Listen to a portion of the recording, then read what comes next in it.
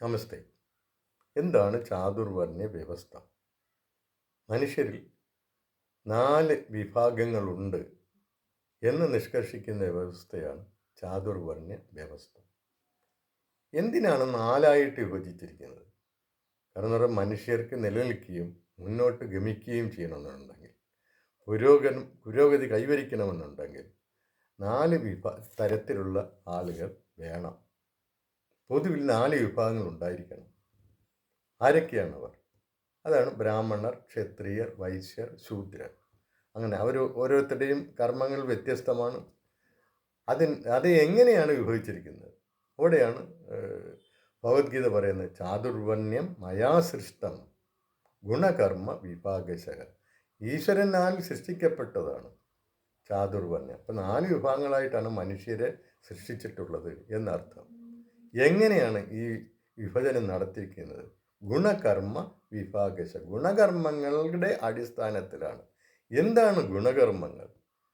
നമുക്ക് പ്രകൃതിയാൽ ലഭിക്കുന്ന ഗുണങ്ങളുടെ കഴിവുകളുടെ അടിസ്ഥാനത്തിൽ നാം ചെയ്യുന്ന കർമ്മങ്ങളാണ് ഗുണകർമ്മങ്ങൾ.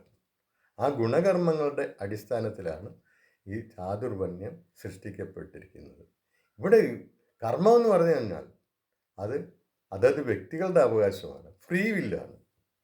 അതല്ലാതെ ഈശ്വരൻ പറയുന്ന പോലുള്ള കർമ്മങ്ങൾ ചെയ്യുക, അല്ലെങ്കിൽ ഒരു ചതുരംഗ കളത്തിൽ കരുക്കളായിട്ടല്ല മനുഷ്യർ പ്രവർത്തിക്കുന്നത്.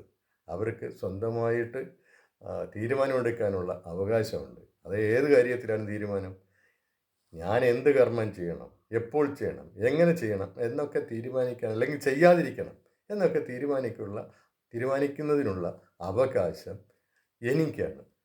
ആ മനുഷ്യന് ഫ്രീ വില്ലുണ്ട്. അപ്പോൾ അതുകൊണ്ട് കർമ്മങ്ങളുടെ കാര്യത്തിൽ ഈശ്വരൻ ഇടപെടുന്നില്ല. ഇത് 5:14, 5:15 ശ്ലോകങ്ങളിൽ ഗീത തന്നെ വ്യക്തമാക്കുന്നുണ്ട്. അപ്പോൾ എങ്ങനെയാണ് പിന്നെ മയാസൃഷ്ടം എന്ന് പറയുന്നത്? അപ്പോൾ ഈ കർമ്മങ്ങൾ ചെയ്യുമ്പോൾ ഗുണകർമ്മ വിഭാഗശഃ എന്നാണല്ലോ.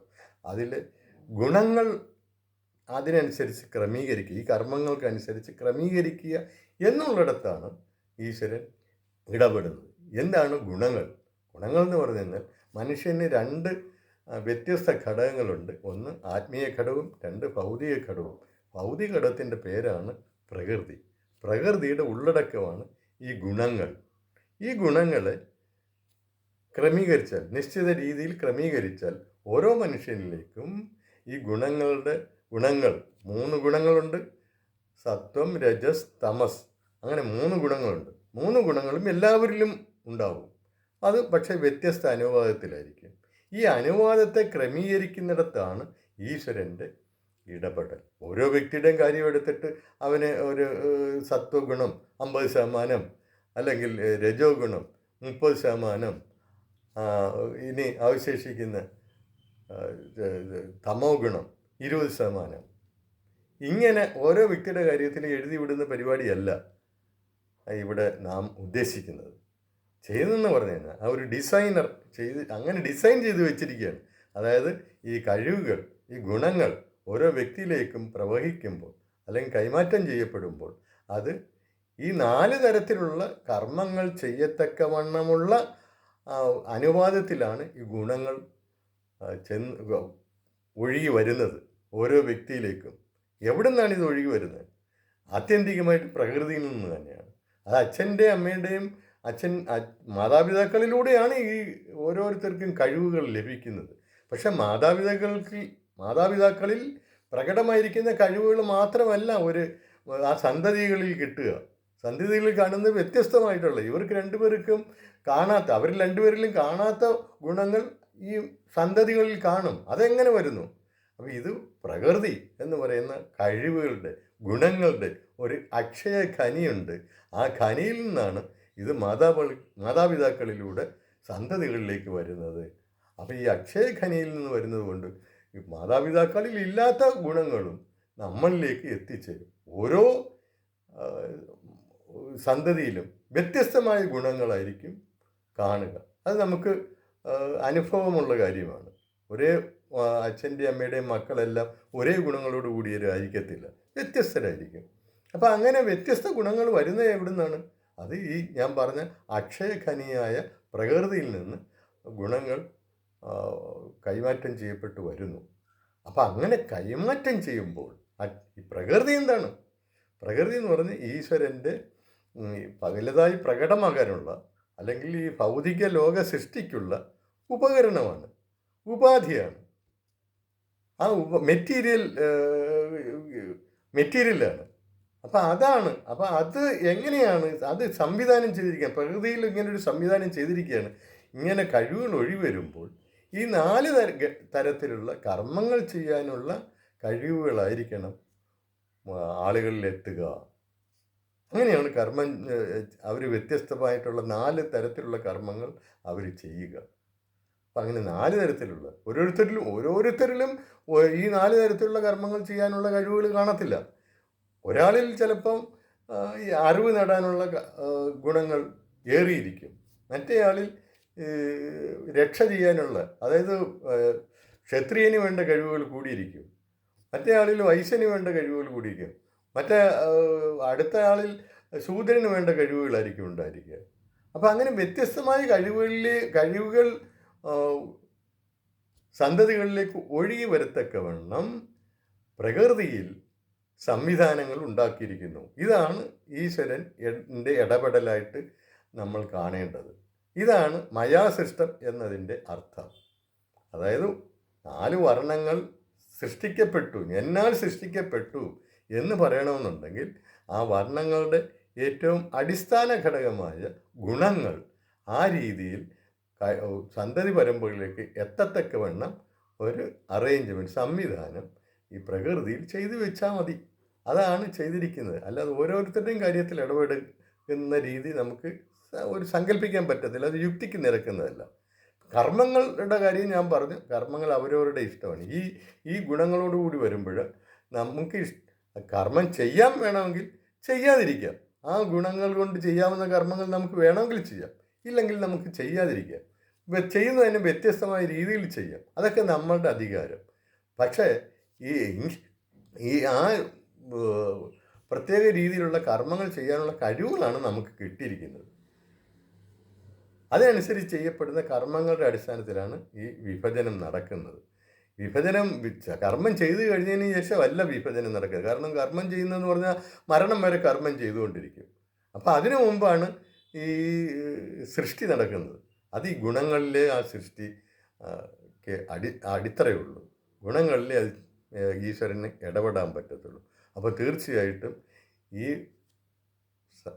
മനുഷ്യരിലേക്ക് അക്ഷയഖനിയായ പ്രകൃതിയിൽ നിന്ന് ഗുണങ്ങൾ, കഴിവുകൾ വരുമ്പോൾ അത് അവിടെ നടത്തുന്ന സംവിധാനം മൂലമാണ് മനുഷ്യർ 4 വ്യത്യസ്ത തരത്തിലുള്ള വിഭാഗങ്ങളായിട്ട് മാറുന്നത്. അവിടെയാണ് ഈശ്വരൻ്റെ സൃഷ്ടി വൈഭവം പ്രകടമാകുന്നത്. മയാസൃഷ്ടം എന്ന വാക്കിൻ്റെ അർത്ഥം അതാണ്. നേരത്തെ പറഞ്ഞ പോലെ ഇതിങ്ങനെ വ്യത്യസ്തമായിട്ടുള്ള ജനങ്ങൾ വേണം.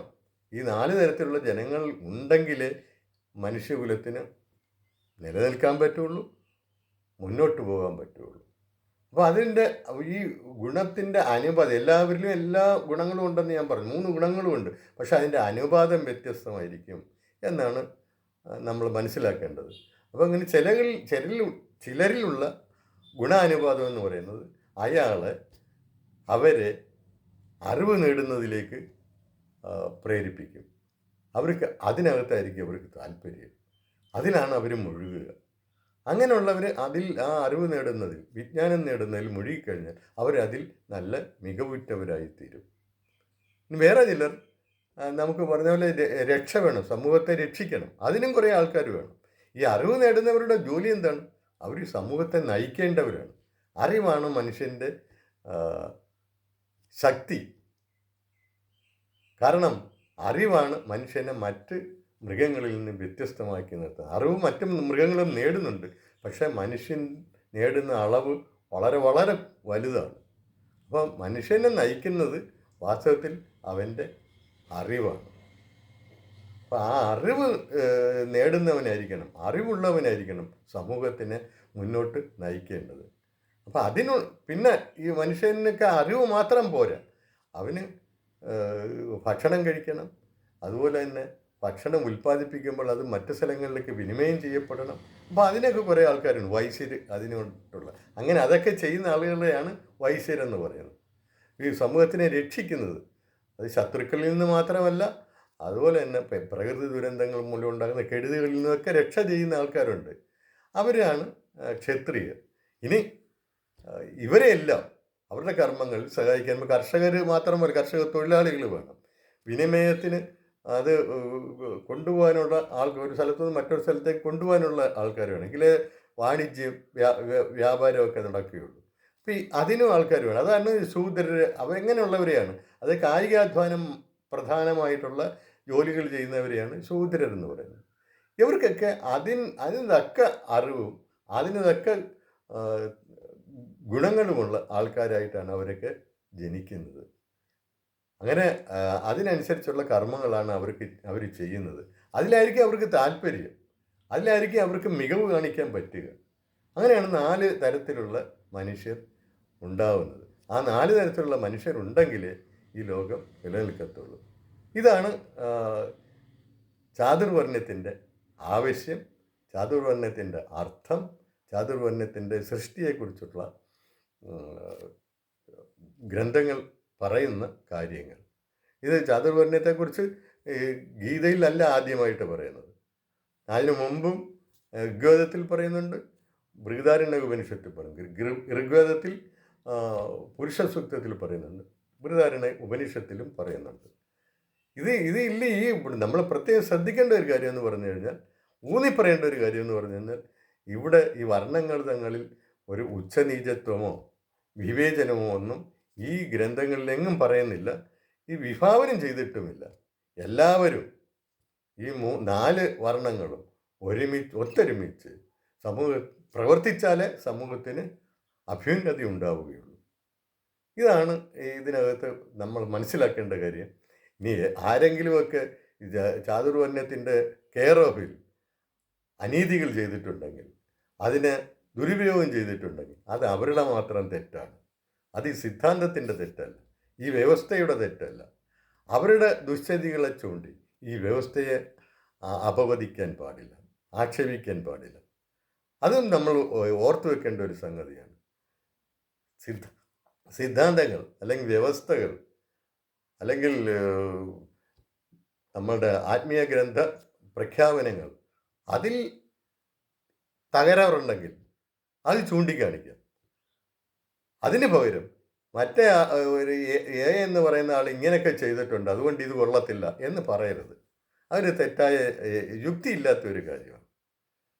എങ്ങനെ വേണമെങ്കിലും അത് അയാളുടെ ദോഷമാണ്. ഞാൻ പറഞ്ഞല്ലോ, കർമ്മം ചെയ്യുക എന്ന് പറയുന്നത് അവനവൻ്റെ അവകാശമാണ്, അത് അവൻ്റെ ഉത്തരവാദിത്തമാണ്. അതിനുള്ള ശിക്ഷ എന്ന് പറയുന്നത്, അതിനുള്ള പ്രതിഫലം എന്ന് പറയുന്നത് അയാൾ ഏറ്റുവാങ്ങണം, അല്ലാതെ ഈ സിദ്ധാന്തമല്ല. അപ്പം ചാതുർവർണ്ണ്യത്തെക്കുറിച്ച് വെറുതെ ആരോപണങ്ങൾ പറയുകയാണ് ആൾക്കാർ. ചാതുർവർണ്ണ്യം നിർദോഷകരവും നിരുപദ്രവകരവുമായിട്ടുള്ള ഒരു മനുഷ്യൻ്റെ ഒരു വിഭജനമാണ്, മനുഷ്യകുലത്തിൻ്റെ മനുഷ്യവർഗത്തിൻ്റെ ഒരു ക്ലാസിഫിക്കേഷനാണ്. അതിനപ്പുറം അവിടെ ഒന്നുമില്ല. അത് നമ്മൾ മനസ്സിലാക്കണം. ഈ ക്ലാസിഫിക്കേഷൻ എല്ലാ രംഗത്തും എല്ലാ സമൂഹങ്ങളിലും ഉണ്ടെന്നുള്ളത് നമ്മൾ മനസ്സിലാക്കണം. ചിലയിടത്ത് 4 ആയിരിക്കും, ചിലയിടത്ത് 3 ആയിരിക്കും, ചില ആളുകൾ 2 ആയിട്ട് കാണും. കമ്മ്യൂണിസ്റ്റുകാർ തന്നെ മുതലാളി വർഗവും തൊഴിലാളി വർഗവും ഒന്ന് 2 ആയിട്ട് വിഭജിച്ച് കാണുന്നില്ലേ? അവിടെ ഒരു സ്പർദ്ധയുടെ കാര്യമാണ് പറയുന്നത്. ഇവിടെ സ്പർദ്ധയുടെ കാര്യമേ ഇല്ല, സ്പർദ്ധയില്ല. ഇവിടെ എല്ലാവരും ഒത്തൊരുമിച്ച് സമൂഹത്തിന് വേണ്ടി പ്രവർത്തിക്കണമെന്നാണ് പറയുന്നത്. അതിന് ഒരു വ്യവസ്ഥയുമുണ്ട്. അതിനുള്ള വ്യവസ്ഥയുടെ പേരാണ് ധർമ്മം എന്ന് പറയുന്നത്. അപ്പോൾ ലോകം ഉള്ളിടത്തോളം ഈ ധർമ്മത്തിനനുസരിച്ച് ഈ 4 വിഭാഗങ്ങളും പ്രവർത്തിക്കണം. ഇത് ഹിന്ദുക്കൾക്ക് മാത്രമുള്ള ഒന്നല്ല ചാതുർവർണ്ണ്യ വ്യവസ്ഥ. ഇത് ഉദ്ദേശിക്കപ്പെട്ടിരിക്കുന്നത് മുഴുവൻ മനുഷ്യകുലത്തിനും വേണ്ടിയാണ്. ആ കാര്യം നമ്മൾ മനസ്സിലാക്കണം. നന്ദി, നമസ്കാരം.